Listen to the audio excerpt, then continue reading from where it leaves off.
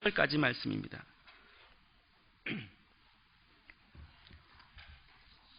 에스라서 3장 1절에서 7절까지 말씀 한 절씩 교독하시겠습니다. 1절 제가 읽겠습니다. 이스라엘 자손이 각자의 성읍에 살았더니 일곱째 달에 이르러 일제히 예루살렘에 모인지라.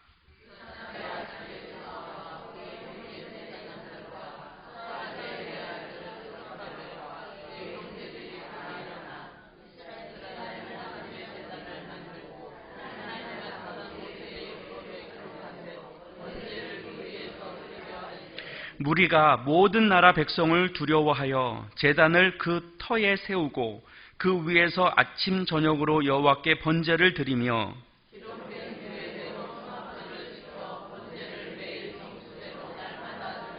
그 후에는 항상 드리는 번제와 초하루와 여호와의 모든 거룩한 절기의 번제와 사람이 여호와께 기쁘게 드리는 예물을 드리되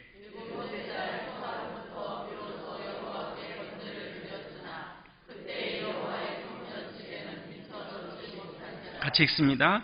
이에 석수와 목수에게 돈을 주고 또 시돈 사람과 두롯 사람에게 먹을 것과 마실 것과 기름을 주고 바사왕 고레스의 명령대로 백향목을 레바논에서 요빠 해변까지 운송하게 하였더라. 아멘.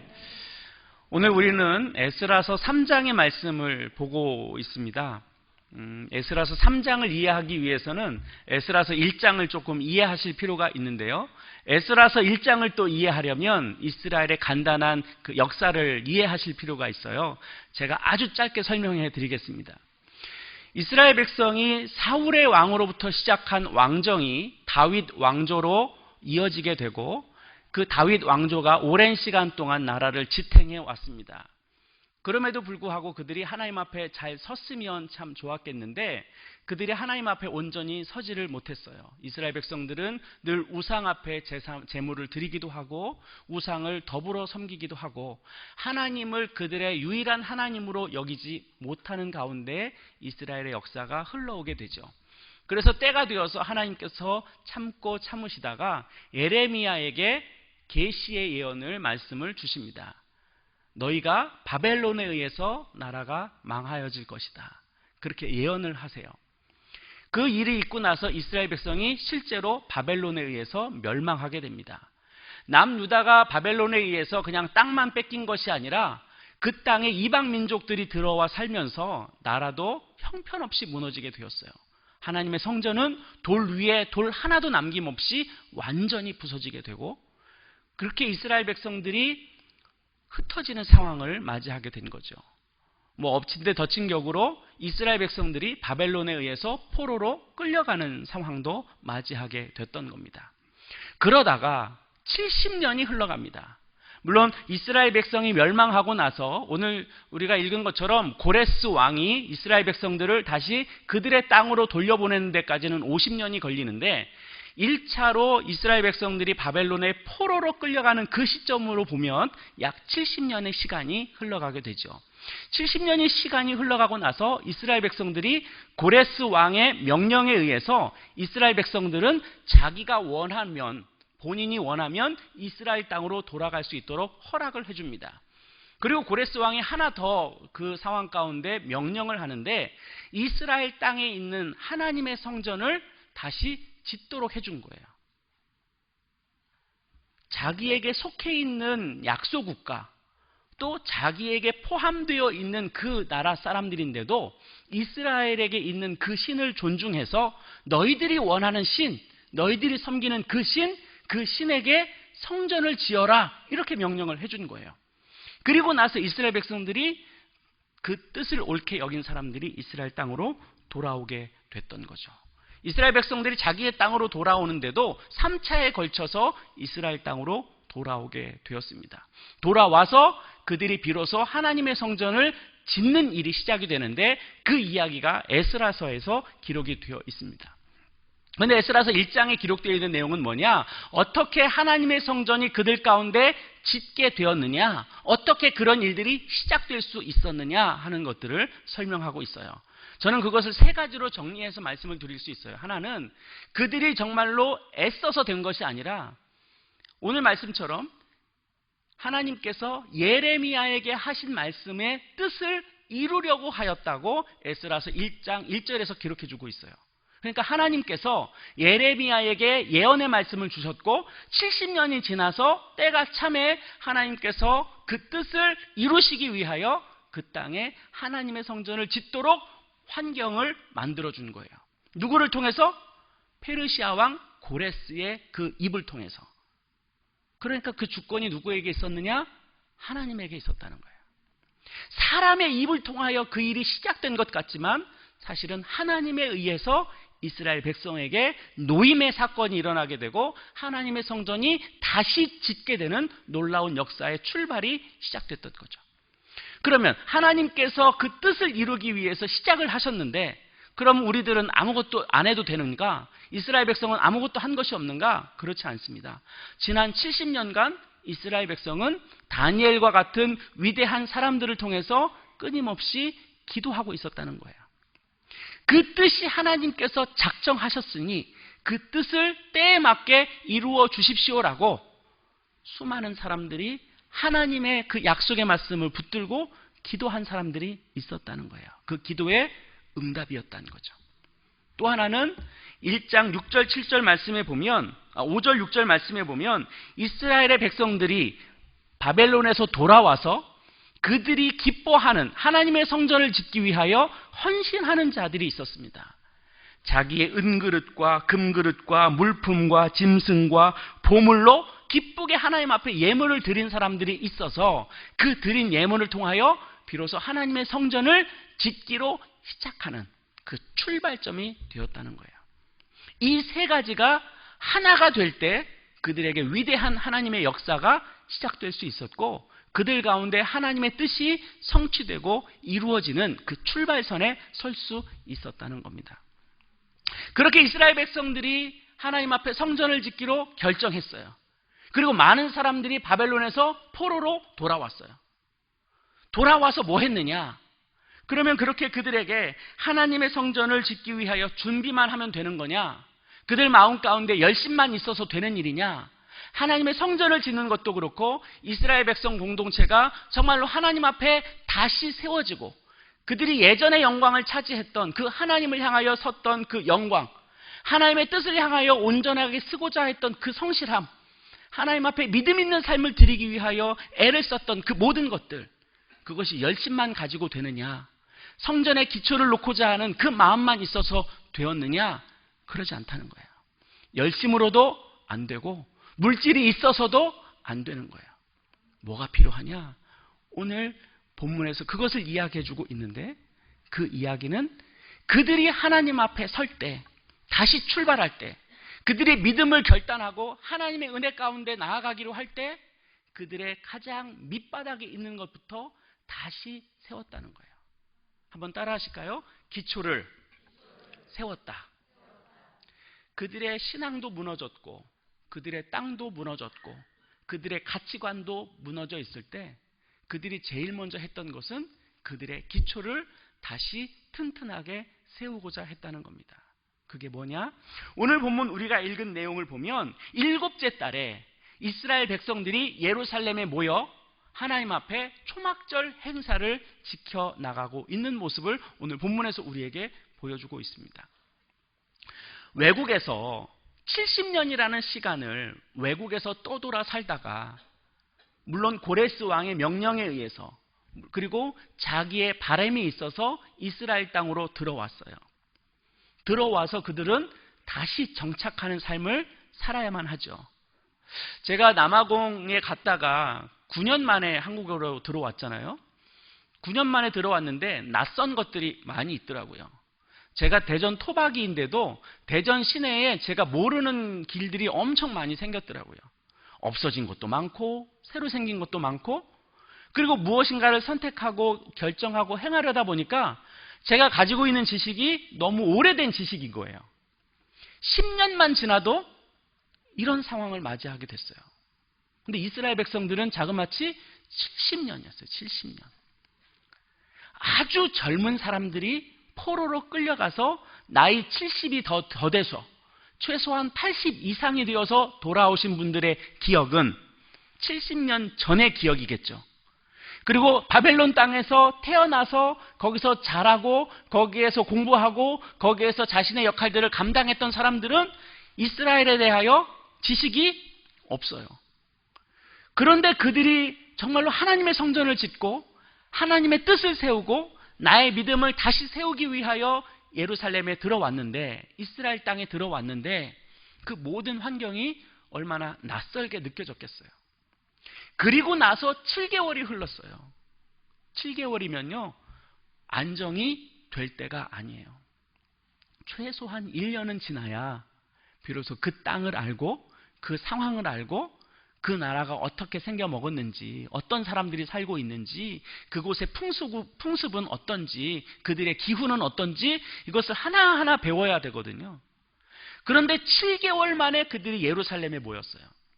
자기의 생활도 하나도 안정이 되어 있지 않은 때였어요. 무엇 하나 안정된 것이 없었어요. 그들이 이스라엘 땅에 와서 땅을 일구고 땅을 개간한다 하더라도 그것이 7개월 만에 될 리가 없어요. 무엇을 구입하려고 하고 무엇을 준비하려고 해도 무엇 하나 마땅하게 준비할 만한 것이 없었죠.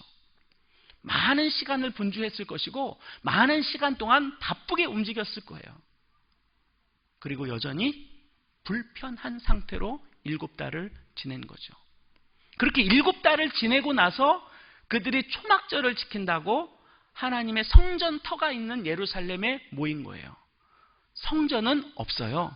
성전터만 남아 있어요. 저는 이것을 생각하면서 그런 마음이 들어요. 각자 할 일도 많은데 자기의 삶도 안정이 안 돼 있는데 무엇 하나 불안정한 상태인데 어떻게 자기의 모든 것을 제쳐놓고 하나님의 성전터에, 성전이 있는 것도 아니고 성전터에 모여서 장시간 동안, 최소 일주일, 길게 잡으면 열흘, 그 시간 동안 예루살렘에 머물 생각을 할 수 있었을까? 무엇이 그들로 하여금 그런 일들을 담대하게 감행할 수 있었을까?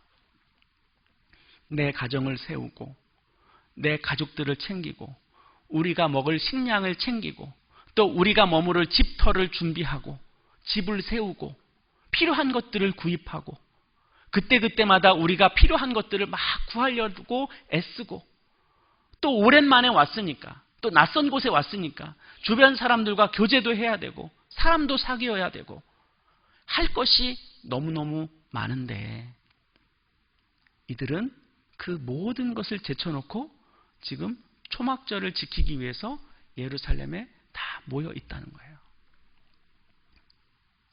그들 중심에 뭐가 있었을까? 그렇게 그들이 과감한 행동을 할 수 있었던 것들은 그 근본적인 원인이, 이유가 어디에 있었을까? 그들은 새롭게 바벨론 땅에서 살다가 이스라엘 땅으로 들어와서 제일 먼저 해야 될 것이 무엇인지를 정확하게 봤어요. 뭐가 제일 중요했느냐? 내가 하나님의 백성이라는 것을 확인할 필요가 있었어요.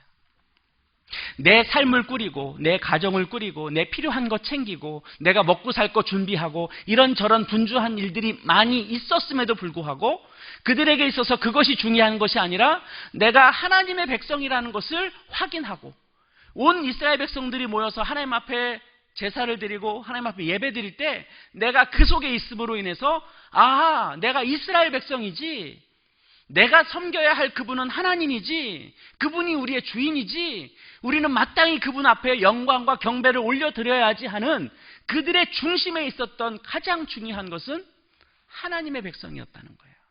그들은 그것을 붙들고 싶어 했어요. 그것이 그들에게는 가장 중요한 일이었던 거죠. 내 먹고 살 일보다, 내 가족의 그 어떤 것들을 챙기는 것보다, 나의 필요한 것을 내 손에 넣고 내가 원하는 것을 취하는 것보다 내가 하나님의 백성이라는 정체성이 그들에게는 더 중요했다는 거예요. 그들은 그것을 세우기 위해서 지금 초막절을 지키려고 예루살렘에 모여 있었던 겁니다. 왜 삶이 안 바빴겠어요? 왜 분주하지 않았겠어요?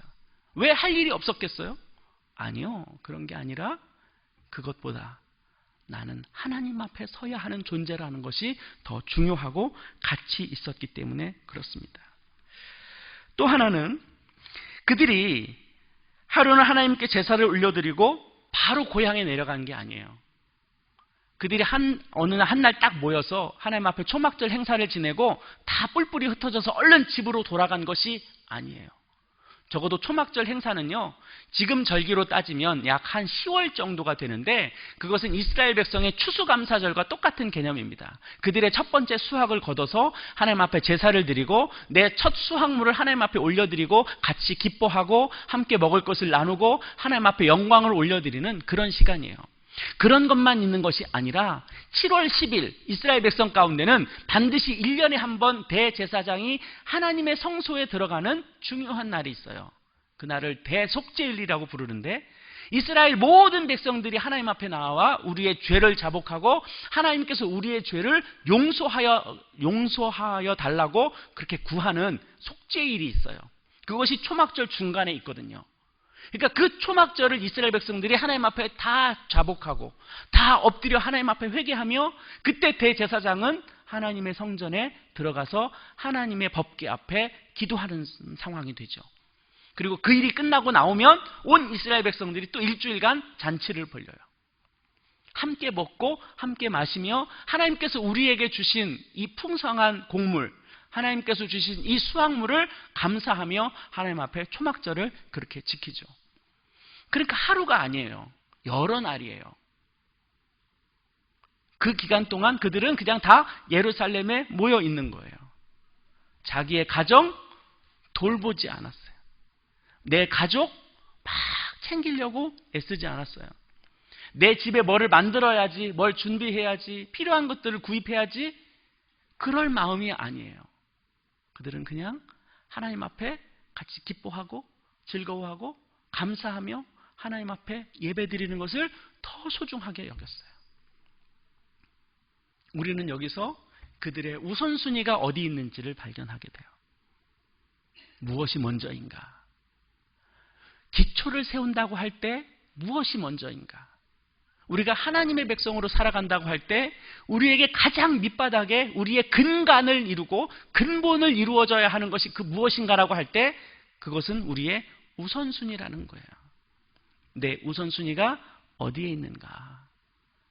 나의 가장 중요하게 여기는 그 가치가 나는 어디에 있는가? 그런데요, 그들이 그렇게 하나님 앞에 초막절 행사를 최소한 일주일, 길게는 2주 정도 드리는데 그 기간 동안에 그들에게는 전혀 어려움이 없었는가? 그렇지는 않아요. 오늘 본문 말씀에 보면 3절 말씀에 그렇게 기록이 되어 있어요. 3절 말씀에 이렇게 기록하죠.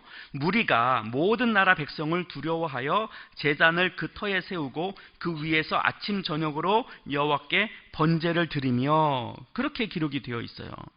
근데 여기서 말하는 무리가 모든 나라 백성을 두려워하였다라고 표현되어 있는 이것이 뭐냐 하는 거예요. 그 당시 바벨론 페르시아 왕 고레스에 의해서 이스라엘 백성들이 이스라엘 땅으로 왔잖아요. 그런데 오기는 왔는데 그 70년 동안 이주민들이, 순수 이스라엘 백성들이 아닌 사람들이 그 땅에 들어와 산 사람들이 있었어요. 그리고 이스라엘이라는 그 나라를 주목하여 보고 있는 주변에 있는 나라들이 있어요. 왜? 이스라엘 백성들은 하나님 앞에 그렇게 온전하게 나아갈 때 항상 그 나라가 강성했거든요. 그 나라가 강성할 때 그 주변에 있는 나라들은 위협을 느끼죠. 그러니까 지금 이스라엘 백성들이 상황은 많이 형편이 없는데 그들이 다시 뜻을 모으고 마음을 모으고 하나님의 성전을 짓기로 했잖아요. 그리고 온 백성들이 지금 예루살렘에 모여 있잖아요. 그 상황을 주변에 있는 나라들이 다 쳐다보고 있는 거예요. 저 사람들이 뭘 하고 있나? 이스라엘 민족이 모여서 뭘 하고 있나? 도대체 저들이 무슨 일을 하고 있나? 우리를 공격하려고 그러나? 우리가 이 상황에서 저들을 어떻게 방어해야지? 때로는 어떻게 공격하면 좋을까? 이런 생각들을 하고 있었기 때문에 지금 이스라엘 백성들이 예루살렘에 모여 있기는 하는데 그들 마음 가운데 두려움도 같이 공존해 있었어요. 그런데도 불구하고 그들이 지금 하나님 앞에 초막절을 지키고 있는 거예요. 어느 성경학자는 이 상황을 이렇게 표현하고 있습니다. 그들의 처지는 이방이라는 대양에 둘러싸인 작은 섬 바로 그것이었다. 그러니까 이스라엘이라는 나라가 육지 가운데 있는데 주변에 다른 나라들로 둘러싸여서 꼭 섬처럼 있는 것처럼 보였다는 거예요.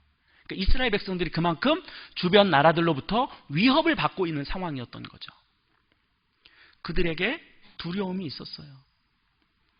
초막절 행사를 지킬 때 이방 나라 사람들이 자기를 공격해오면 꼼짝없이 당하게 되어 있어요. 그런 두려움이 같이 공존하여 있는 상태인데도 그들은 지금 초막절을 지키고 있는 거죠. 이것은 우리에게 굉장히 중요한 것들을 생각을 하게 해줍니다. 그들에게 두려움이 없어서 하나님 앞에 감사하며 기쁨으로 제사를 드린다면 더없이 행복하겠지만 그들에게는 두려움이 있어요. 어려움이 있어요. 위기가 같이 공존해 있어요. 그럼에도 불구하고 그들은 지금 하나님 앞에 나아오는 것을 기뻐했고 하나님 앞에 나아가 제사를 드리는 것이 그들의 삶에 가장 중심되어 있다는 것을 그들은 스스로 고백하고 있어요. 이 시대를 살아가는 많은 그리스도인들이 있죠. 그런데 그 그리스도인들이 하나님을 섬길 때 어려움이 없는가? 그렇지 않잖아요. 우리 자신만 하더라도 하나님 앞에 나아올 수 없는 조건을 대라면 얼마든지 되실 수 있으시죠? 아파서 못 나오시고 힘들어서 못 나오시고 바빠서 못 나오시고 우리 자녀들은 공부하느라고 못 나오고 또 우리 젊으신 분들은 직장일 때문에 못 나오고 못 나올 만한 핑계를 대면 얼마든지 될 수 있어요.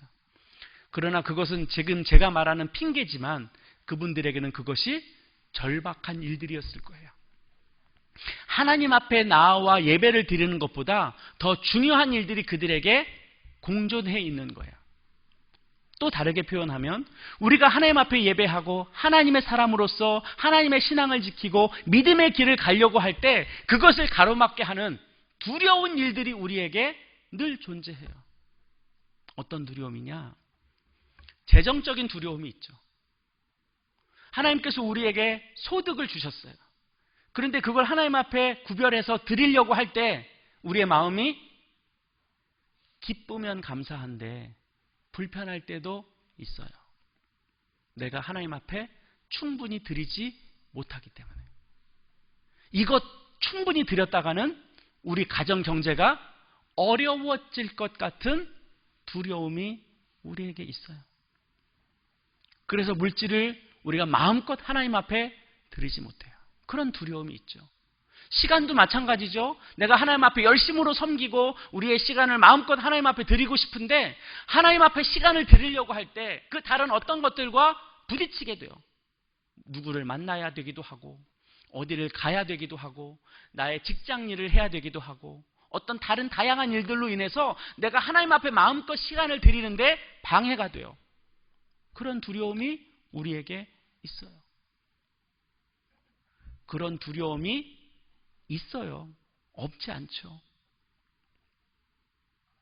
그런데 지금 이스라엘 백성들은 그 두려움이 있음에도 불구하고 내가 하나님의 백성이라는 그것이 그들에게 더 중요한 가치가 되었다는 거예요. 우리가 이것을 바르게 받아들일 필요가 있어요. 나의 우선순위는 무엇인가? 그리고 나는 무엇을 두려워하는가?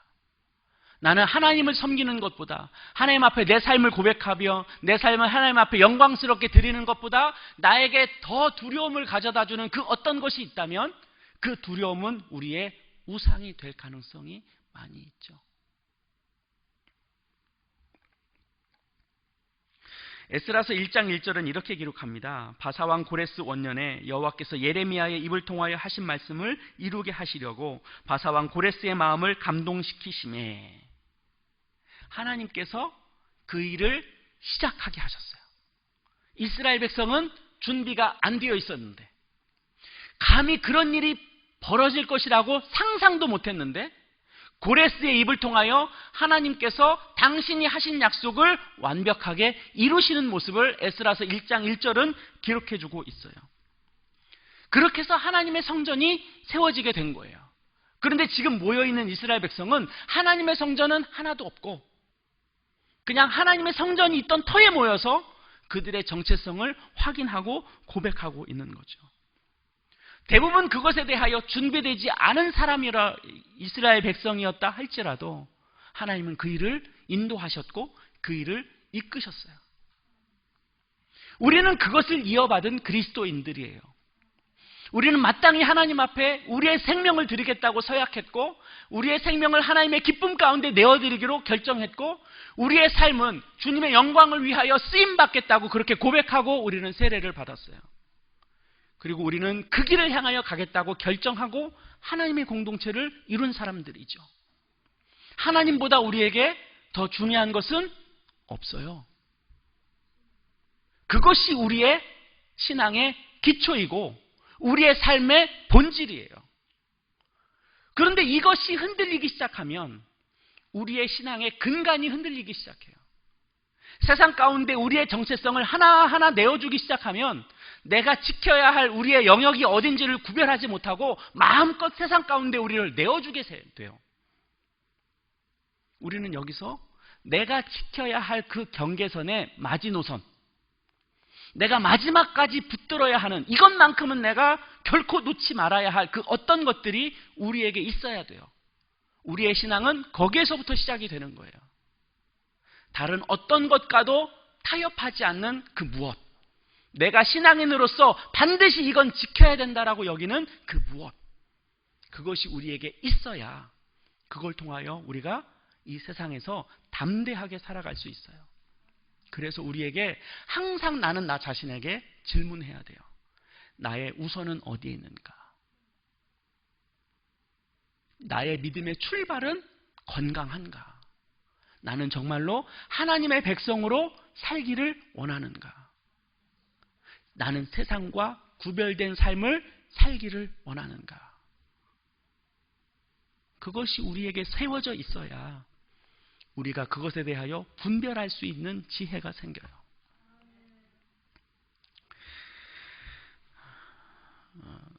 20세기 위대한 미국의 부흥사 목사님 중에 한 분의 드와이트 무디라는 분이 계세요.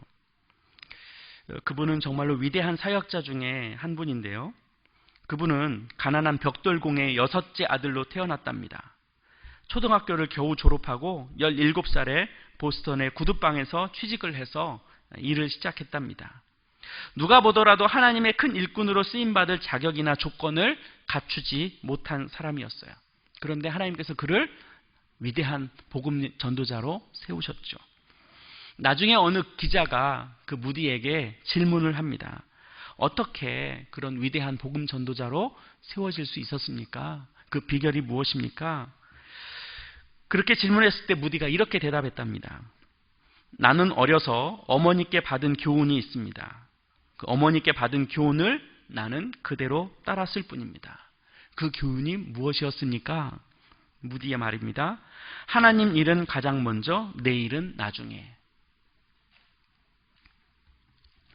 하나님 우선, 우리 주님 우선, 그리고 내 일은 그 다음. 이럴 때 우리의 신앙이 든든하게 뿌리를 내리는 거예요. 이것이 우리에게 흔들리기 시작하면 근본이 남지를 않아요. 지금 이 자리에 모여있는 성도님들도 이것이 중요하고요. 우리 성도님들의 자녀들과 손주들에게도 이것이 필요해요. 어렸을 때부터 이것을 가르쳐야 돼요. 그럴 때 결정적인 순간에 그들이 하나님의 것을 선택할 수 있어요. 우리가 이것을 내어주기 시작하면 사단은 우리로 하여금 끊임없이 공격해 옵니다. 너 어제는 그거 내줬잖아. 오늘도 그럼 내어줘야지. 어제는 그거 내어줬잖아. 그거 봐, 아무 일 없었지? 그럼 이것도 내어줄 수 있다? 사단은 우리에게 이렇게 속삭입니다. 그것에 대해서 우리의 마음이 빼앗기기 시작하면 우리의 정체는 남지 않습니다. 사랑하는 성도 여러분, 우리가 붙들어야 할 것이 무엇인가? 이스라엘 백성은 하나님의 성전을 짓기 이전에 그들의 신앙과 그들의 정체성을 먼저 확인했습니다. 두려움이 없어서가 아니에요. 어려움이 없어서가 아니에요. 여전히 그들은 어려움이 있었고 고난이 있었고 힘겨운 싸움을 하고 있는 중이었어요. 그럼에도 불구하고 그들은 그 신앙을 지키려고 무던히 애를 썼던 거죠. 그것이 그들에게는 먼저였습니다. 우리도 우리의 삶에 무엇이 먼저인가? 무엇이 우리에게 먼저 해결돼야 될 것인가? 같이 고민하고 하나님 앞에 우리의 마음을 드리고 그렇게 하나님 앞에 좋은 것을 드리고 그렇게 믿음으로 나아가셨으면 좋겠습니다. 우리 이 시간 함께